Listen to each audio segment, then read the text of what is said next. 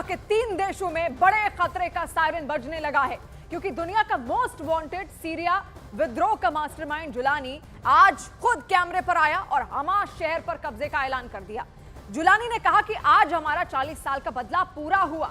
हमा शहर पर जुलानी का कब्जा रूस और बशर अल असद के लिए बड़ी हार है।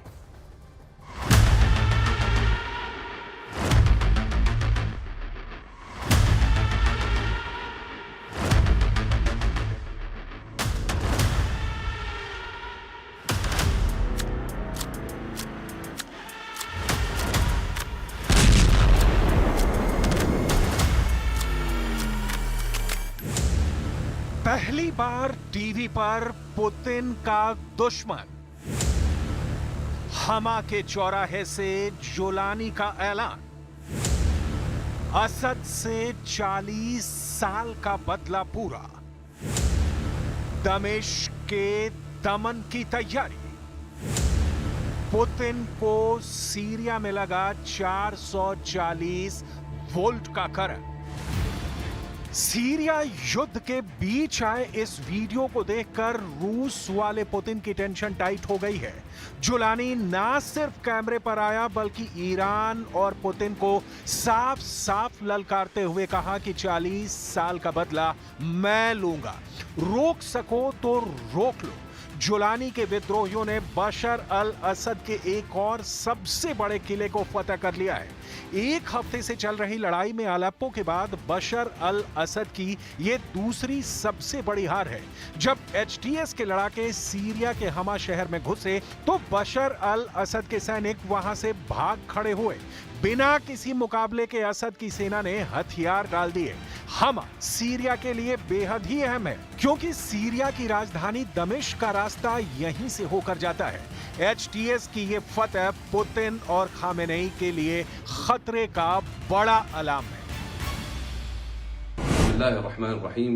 उबश्शिरुकुम इख्वानी अन इख्वानकुम मुजाहिदून अथ-थुवार क़द बदअू बिद्दुखूल इला मदीनति हमा लितطهير ذاك الجرح الذي استمر في سوريا لمدة 40 عاما. أسأل الله عز وجل أن يكون فتحا لا ثأر فيه، بل فتحا كله رحمة ومودة، والحمد لله رب العالمين.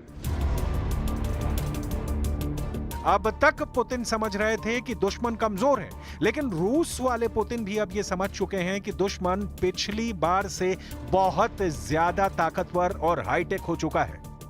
दुश्मन पर गोली से काबू करना नामुमकिन है, इसलिए रूस को गोलों की जरूरत पड़ेगी, मिसाइल की जरूरत पड़ेगी, फाइटर प्लेन की जरूरत होगी, तब कहीं जाकर जुलानी को काबू किया जा सकेगा।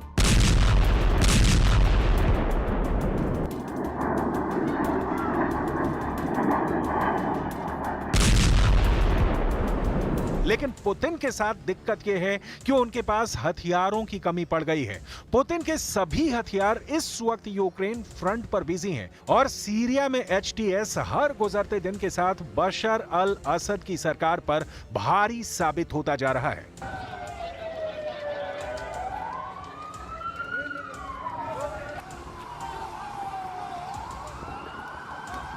यूक्रेन के बाद अब सीरिया में रूसी सेना को जोरदार लड़ाई लड़नी पड़ रही है। अलेप्पो में कब्जा करने के बाद हयात तहरीर अल शाम यानी एचटीएस के विद्रोही रणनीतिक शहर हमा की ओर बढ़ रहे हैं। एचटीएस विद्रोहियों के निशाने पर टार्टस है, जहां पर रूस की सेना ने अपना नौसैनिक अड्डा बना रखा है।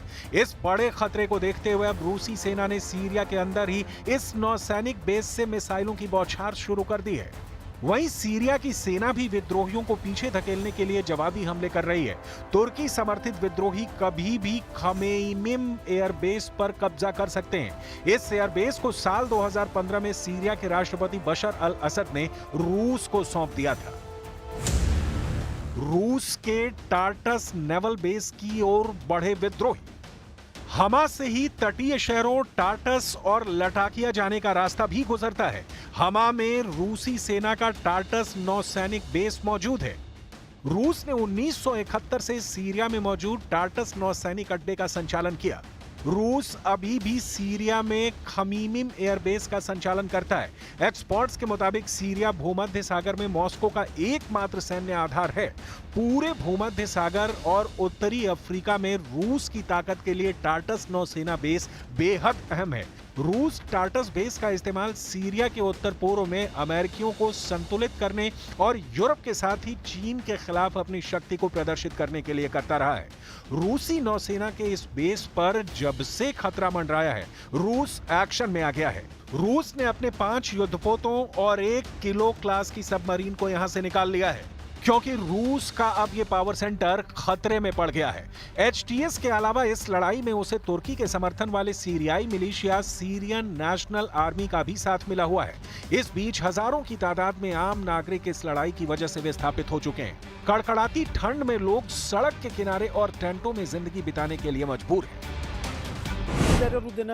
يعني نه بطانیانه نه تشتهنه نه بیان مزحمتی ما به شوی درباز کرد دنیا صار و تشتهنه بطانی بدست من نکتن ام حمو باوی منه دیا منه برای منه مروفی منن يعني حمو كاس يعني لسر رصيفه راد كفن يعني ما زحمتي کا قالك يعني ما كندي سر ما بو ايشف ما زاروك خاص سر ما دا ما هم سر زاروك تا گریان زاروك سر ما دا گریان يعني تش دست مدار نکت ما زاروك را وقت ماندا। सीरिया पहुंचे संयुक्त राष्ट्र के विशेष राजदूत डेविड कार्डन ने दावा किया कि सीरिया युद्ध की वजह से अब तक करीब 1,15,000 लोग विस्थापित हो चुके हैं। युद्ध के वक्त अस्पतालों की जिम्मेदारी और भी बढ़ जाती है, लेकिन दुख और हैरत की बात यह है कि हमले में अस्पतालों की सेवाएं भी बुरी तरह से प्रभावित हुई है। The impact of this escalation is on the people of northwest Syria.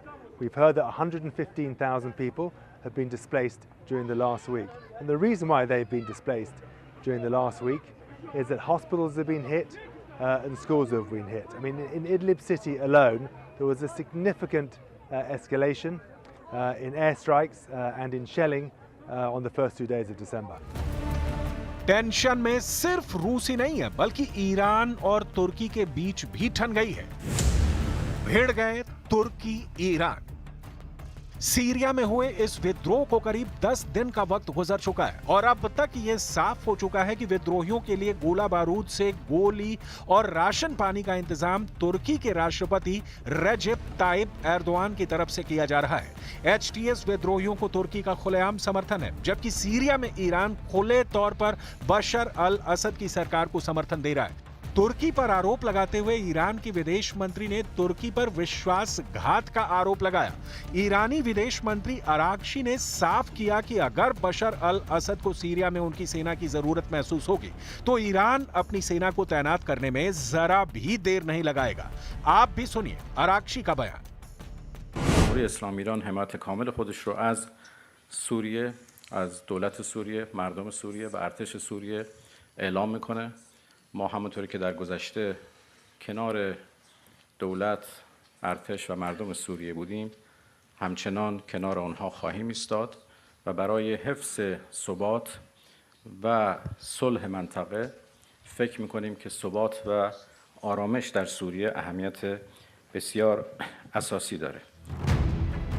सीरियाई विद्रोही गुट HTS यानी अल हयात तहरीर अल शाम में अल कायदा और ISIS के आतंकी हैं और ये ग्रुप आज की तारीख में बशर अल असद की सीरियाई सरकार और ईरान समर्थित मिलिशिया के खिलाफ लड़ने वाला सबसे बड़ा गुट है। HTS अब तक इदलिब, अलेप्पो और हमा के कई गांवों पर कब्जा कर चुका है और धीरे धीरे हमा शहर की ओर बढ़ता जा रहा है।